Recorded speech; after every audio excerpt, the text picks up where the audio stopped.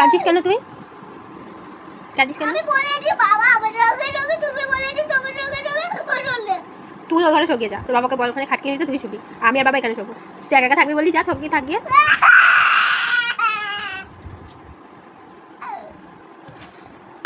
আচ্ছা আচ্ছা আচ্ছা শোনা, এদিকে এদিকে। তো ব্যাপারটা হয়েছে যে আমার সাথে ঝগড়া হয়েছে ম্যাডামের।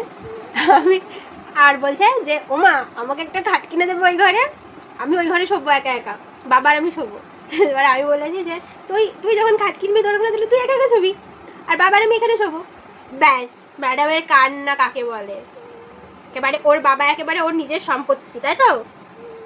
হ্যাঁ, বাবা ওর নিজের সম্পত্তি, ও কাউকে দেবে না, ও কাউকে দেবে না। কেন? তাহলে আমার কোলের মধ্যে কেন এখন? এখন তাহলে আমার কোলের মধ্যে কেন? এদিকে তাকা। তাহলে আমার কোলের মধ্যে কেন?